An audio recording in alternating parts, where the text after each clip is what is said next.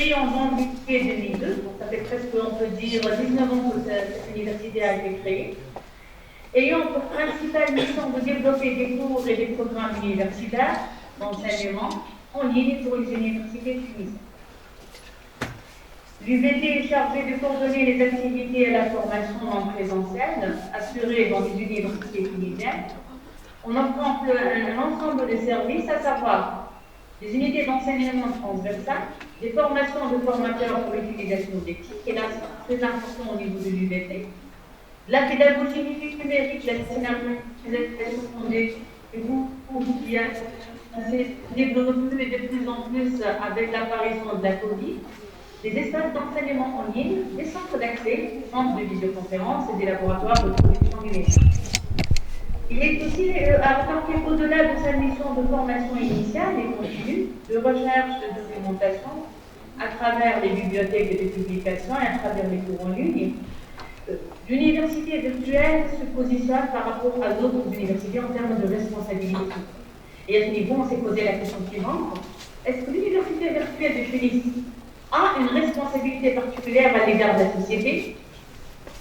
Plus précisément, a-t-elle un rôle à jouer dans l'évolution des systèmes éducatifs? À partir donc, de ces premières interrogations, on a pu formuler une question centrale. Donc, quel est l'impact de la responsabilité sociale de l'université virtuelle de Tunis sur les ressources intangibles? On va définir par la suite c'est quoi les ressources intangibles, on va définir la responsabilité sociale dans le cas tunisien, dans le reste de cette intervention. Donc d'abord, comme on dit au niveau de cette présentation, les deux éléments clés à présenter, c'est la RSU et les ressources intangibles. Donc on peut dire que la réussite de l'université dépend de la détention de plusieurs ressources intangibles. Dans le cadre de cette intervention, on va retenir comme ressources intangibles la réputation, la satisfaction des parties prenantes et le capital humain. Donc, on va maintenant aborder la responsabilité sociale des universités et la réputation. Donc, la RSU permet à l'université de mieux gérer son environnement afin d'atteindre une meilleure réputation. Plusieurs universités à l'ère du numérique ont amélioré leur réputation grâce à des pratiques sociales. En effet, l'amélioration de la réputation est considérée comme un facteur externe motivant pour les universités qui participent aux activités sociales. Et là, la relation entre la responsabilité sociale des universités et la réputation n'a pas été pour autant testée par les études antérieures au niveau des universités. Il faudrait dire qu'une université socialement responsable peut faire face aux problèmes de travail, à des problèmes aussi sociaux et environnementaux, et ceci permet d'améliorer sa réputation.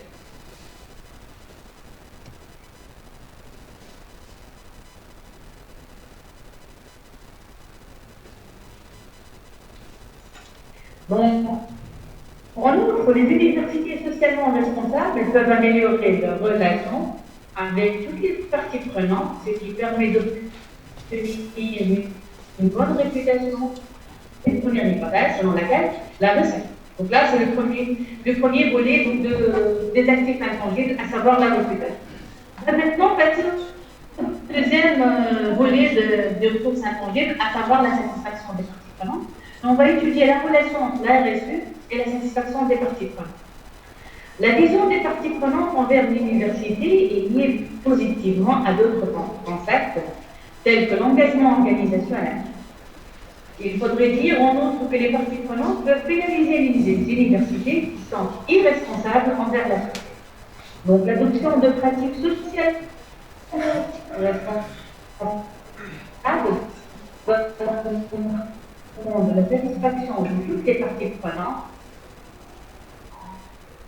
Et ceci va nous permettre d'avancer notre deuxième hypothèse et relier positivement à la satisfaction des parties.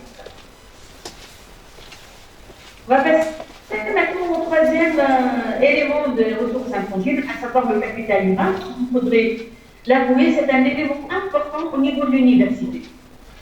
La RSU influence positivement toutes les composantes du capital humain à travers la motivation des employés afin de créer un système de communication.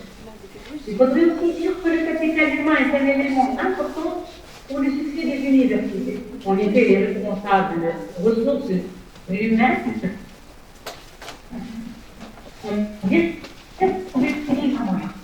on était la RSU pour un rôle essentiel dans la relation entre l'université et la collectivité de façon générale. Et en effet, les employés font appel à la RSU pour pouvoir évaluer les valeurs de l'université. Il faudrait dire aussi qu'actuellement, le but des universités virtuelles est d'assurer les meilleurs étudiants et les enseignants les plus compétents. L'université qui adopte des pratiques socialement responsables est capable d'attirer les étudiants les plus brillants et les meilleurs enseignants. Et à partir de là, on a essayé donc de formuler notre troisième hypothèse. La responsabilité sociale des universités est reliée positivement au capital humain.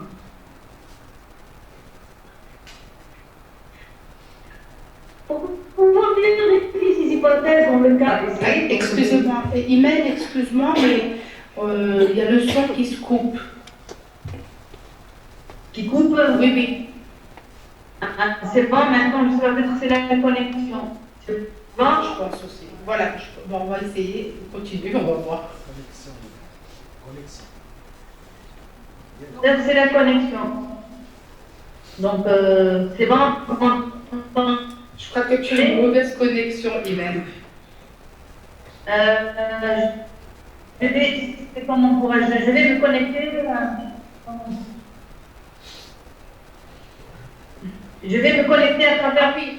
Par contre, Imen, si tu enlèves, je pense que si tu enlèves la caméra, tu auras une meilleure connexion. Ah, d'accord, parfait. Je dois juste me positionner parce que je ne suis pas trop habituée à Zoom. Voilà. Comment pourrais-je faire? Donc, juste pour enlever.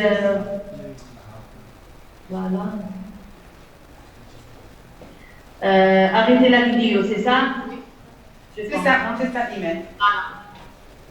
Voilà. Vous voyez la présentation? Oui. Diaporama. Plein écran. Peux-tu mettre, Imen, il faudrait mettre juste diaporama, plein écran. Voilà, parfait. C'est bon. Maintenant? Oui, c'est bon. Est-ce que vous m'entendez? Oui, Imen, on vous entend. Parfait, d'accord. Juste, je vais essayer parce que l'écran est venu là. Je ne vois pas trop ma présentation. Comment pourrais-je la mettre en petit? Voilà, c'est bon. Voilà. Donc, pour pouvoir vérifier ces hypothèses dans le cadre de l'université virtuelle de Tunis, donc un questionnaire a été élaboré. Donc, il y a eu l'opérationnalisation des concepts à partir des échelles de mesure recensées au niveau de la littérature, et donc il y a eu la collecte des données auprès de 200 individus.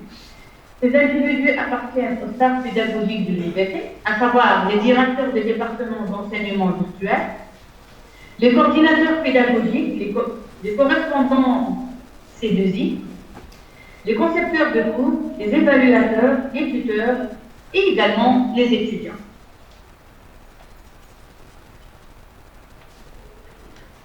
On va maintenant passer à la présentation des différentes mesures. Quand on dit responsabilité sociale, il faudrait prendre en compte les trois piliers, à savoir le pilier économique, le pilier environnemental et le pilier social. Pour le premier pilier ou la première dimension, la dimension économique, donc on peut dire que l'entreprise est une université est socialement responsable si elle améliore la valeur économique directe générée et distribuée, et aussi la conception d'une infrastructure technique.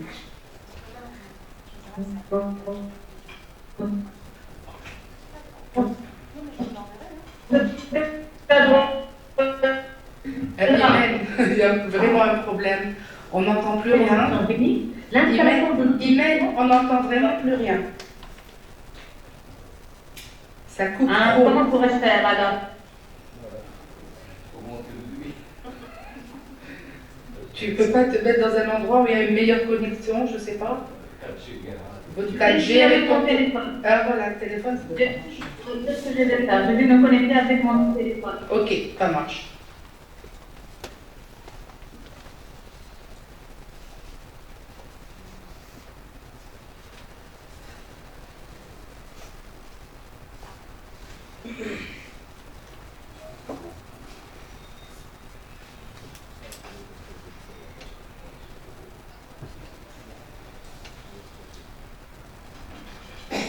Est-ce que vous m'entendez?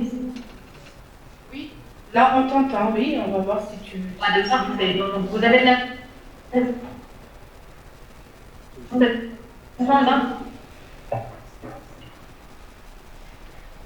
Oui, je continue. Vous voyez la présentation? Oui, oui, si tu la mets en plein écran. Oui, d'accord. Donc, je reprends pour la dimension économique. Donc, il y a différents éléments à cette méthode d'accès, la conception d'un laboratoire de conception technique, l'installation de l'audiovisuel, l'acquisition du système de vidéoconférence, la possession d'un parc d'hébergement de ces serveurs basés sur des normes de sécurité et éthique, la conception et la prospérité locale, promotion de la formation en licence et en master, les formations continues, les certifications et aussi la formation des formateurs. Tout ce qui est dimension environnementale, donc on a pris en compte des initiatives ayant un impact environnemental, telles que réduire la consommation d'énergie, l'énergie économisée grâce à la consommation, grâce plutôt à la conservation et l'amélioration de l'efficacité, les initiatives pour réduire le stockage des données inutiles, la contribution à la protection des données, les initiatives visant à réduire les ressources consommées lors de la numérisation des coûts et de l'optimisation du recours au centre de vidéoconférence et à l'audiovisuel. Enfin, on a la dimension sociale qui comprend cette idée que je vais présenter brièvement, c'est-à-dire fournir un environnement de travail sain et sécurisé pour le staff pédagogique, offrir des services numériques sans impact sur la santé et la sécurité des étudiants, des initiatives visant à assurer la diversité et l'égalité des chances et de prévenir la discrimination dans le milieu de travail, et enfin la promotion de la vie de travail. Pour la réputation, donc, nous utilisons le travail de VTA 99 qui ont mobilisé une échelle de mesures fiable et très répandue. Cette échelle est composée donc, de 5 items. Donc, nous sommes donc considérés par nos étudiants et nos staff pédagogiques comme étant une université très professionnelle. Notre université est considérée par les étudiants et les staffs pédagogiques comme ayant du succès. La réputation de notre université est très appréciée. Les étudiants et les staffs pédagogiques considèrent notre université comme stable. Notre université est considérée comme étant bien établie par les étudiants et les staffs pédagogiques. Donc là, ce sont les items pour définir la réputation d'une université. Pour la stratégie qu'on a considérée dans notre étude, donc on a pris l'échelle de mesures établies par FUSEOL 2010 et adaptées aux parties prenantes de l'université virtuelle. Nous avons pris en compte des items relatifs à la satisfaction des étudiants, du staff pédagogique et des formateurs qui sont considérés comme des parties prenantes primaires dans l'enseignement numérique. Notre échelle est composée de 9 items. Donc la satisfaction des directeurs des départements d'enseignement virtuel, ceux des coordinateurs pédagogiques, des correspondants C2I, des concepteurs de cours, des évaluateurs, des tuteurs, des formateurs, des étudiants, et la contribution de l'université à la société et à l'environnement. On prend le troisième actif intangible, à savoir le capital humain. Donc nous avons présenté donc, une mesure à travers 5 items. Donc nos enseignants tuteurs et nos formateurs sont hautement qualifiés. Ça, c'est le premier item. Le deuxième, nos enseignants tuteurs et nos formateurs sont largement considérés comme les meilleurs dans les universités. Nos coordinateurs pédagogiques sont créatifs et lumineux. Nos concepteurs de cours et nos directeurs des départements de l'enseignement virtuel sont des experts dans leur emploi et fonction. Nos correspondants C2I développent de nouvelles idées et connaissances. Une fois qu'on a présenté les différentes échelles de mesure, d'une part la responsabilité sociale, de l'autre côté si vous voulez, des actifs intangibles, on va maintenant présenter les résultats. Les résultats consistent à étudier quel est l'impact de la RSU donc sur les 3 ressources intangibles. Est-ce que le fait d'être une université socialement responsable, est-ce que ça permet d'améliorer les actifs intangibles? Premier résultat, on a démontré qu'il y a un impact positif et significatif de la responsabilité sociale de l'université virtuelle de Phoenix sur les 3 ressources intangibles, à savoir la réputation, la satisfaction des parties prenantes et le capital humain. va présenter et analyser chaque résultat. Pour le premier résultat, donc, la RSE a un impact positif sur la réputation. L'engagement, on était donc un faible niveau d'engagement socialement responsable se traduit par une réputation défavorable qui menace la survie à long terme de l'université. Les actions sociales sont très appréciées par les parties prenantes, ce qui se traduit par une réputation favorable. Et là, on a pu conclure que l'engagement de l'université virtuelle de Tunis en matière de responsabilité sociale permet d'améliorer sa réputation. Deuxième résultat, la responsabilité sociale des universités influence positivement la satisfaction des parties prenantes. Il faudrait donc dire que la RSU est un concept basé essentiellement sur la satisfaction des parties prenantes. Certes, la RSU se traduit par l'adoption des pratiques sociales qui favorisent la relation entre l'université et la société. Néanmoins, il s'agit essentiellement d'une question de satisfaction des attentes des parties prenantes. L'engagement socialement responsable permet de favoriser le partage des valeurs et des croyances des différentes parties prenantes afin de réaliser des objectifs prédéfinis. Et donc là, on peut conclure qu'il existe un contrat social entre l'université et la société.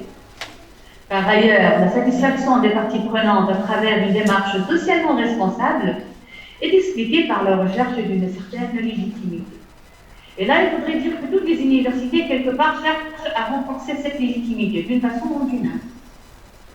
Enfin, l'intégration de la RSU au sein de l'université virtuelle de Tunis suppose une transversalité dans son fonctionnement, c'est-à-dire que toutes les parties prenantes collaborent ensemble pour atteindre les objectifs escomptés. On peut conclure à ce niveau-là, pour les parties prenantes, que l'engagement socialement responsable favorise la coopération entre toutes les parties prenantes. Toutes ces parties prenantes participent à la mise en place d'une démarche socialement responsable et d'où une influence positive sur la satisfaction des parties prenantes. On va maintenant passer au troisième. Imen, il faudrait peut-être essayer d'aller assez rapidement parce que là, on a un panel. Si tu peux juste passer vite tes résultats. D'accord, parfait. D'accord, il reste pas beaucoup. Ok. Voilà, c'est bon. Je vais juste résumer pour le capital humain. Donc, on a démontré que la RSU a un impact positif sur le capital humain. La RSU est un instrument de management des ressources humaines et le capital humain favorise un partage des valeurs et de croyances au sein de l'université virtuelle de Tunis. Donc, on a pu donc dire que les actions socialement responsables propagent un état d'esprit, des valeurs et des objectifs communs, ce qui favorise une meilleure cohésion entre les membres de l'université. Donc, la gestion du capital humain présente un outil pour améliorer les travails tout en admettant les différentes sources de succès à travers surtout les pratiques sociales de la RSE. Pour conclure, donc, on peut dire qu'à travers cette présentation, donc ça c'est une première étude qui a été faite en Tunisie sur la responsabilité sociale des universités et le cas de l'UVD. Donc cette étude elle a plusieurs rapports. D'abord, plusieurs chercheurs ont étudié l'impact de la RSE sur les ressources intangibles et ou sur la performance financière en se basant uniquement sur l'approche par les ressources. Donc, cette recherche est basée sur un modèle qui permet de mieux comprendre la relation entre la RSE et les ressources intangibles en mobilisant l'approche par les ressources et aussi l'approche institutionnelle. Dans notre recherche, nous avons mis en exergue le rôle de plusieurs ressources intangibles, à savoir les trois ressources qu'on a présentées tout à l'heure, le capital humain, la réputation et les parties prenantes, pour mieux expliquer les bénéfices d'une démarche RSE. Et comme j'ai dit, notre étude est la première étude menée sur l'université virtuelle de Tunis. Donc j'ai allé rapidement les apports managériaux aussi. Donc cette recherche trouve son origine dans les soucis managériaux de la Tunisie. Il faudrait dire qu'actuellement, une étude pourrait être considérée comme étant une prolongation de cette étude en tenant compte la pandémie actuelle et son impact sur les ressources intangibles et la relation RSE et actifs intangibles. Également, elle permet de déboucher sur des recommandations managériales à l'université virtuelle de Tunis. Dans ce cadre, une référence scientifique a été apportée sur la contribution d'une démarche de responsabilité sociale au renforcement des ressources infantiles. Enfin, il y a un apport méthodologique au niveau de cette étude, dans le sens où on a essayé si vous voulez, de chercher des mesures à des concepts qui sont assez abstraits, comme RSU, la réputation, le capital humain. Donc les méthodes des équations. Bon là, je ne vais pas présenter en détail la mesure comment j'ai fait pour mesurer si vous voulez, ces concepts. Mais là, on a utilisé les méthodes des équations structurelles qui sont considérées parmi les techniques d'analyse de données les plus avancées en sciences sociales. Nous les avons utilisées au niveau de la phase confirmatoire pour vérifier la qualité psychométrique des instruments de mesure, mais aussi pour tester les hypothèses. Et donc là, je vous remercie pour votre attention. Merci infiniment, Madame Khanchel Imen.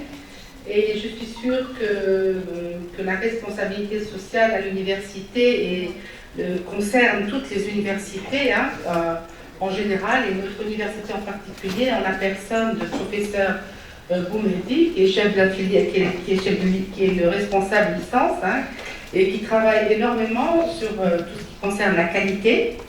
Donc je vous mettrai en contact si vous voulez travailler ensemble. Et bien entendu, la réputation d'une université est relative à à mieux gérer son environnement afin d'atteindre, bien entendu, la meilleure réputation possible. Donc on vous remercie énormément, Imen. On s'excuse pour le retard. C'est dommage pour la connexion, mais je suis sûre que le public a énormément apprécié votre intervention. Et donc, je donne la parole à ceux qui veulent poser des questions à Madame Khanchel de l'Université de Manouba. Professeur Boumedi ou quelqu'un?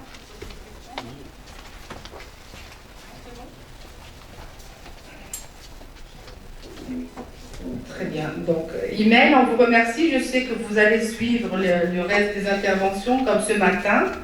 Et donc, je vous remercie. On revient vers vous rapidement. Si jamais il y a des questions, je les enverrai par email. D'accord. Merci beaucoup, Imen. Merci. Merci beaucoup. Merci infiniment. Bonne fin de soirée, Imen. Bonne fin de soirée à vous aussi. Merci.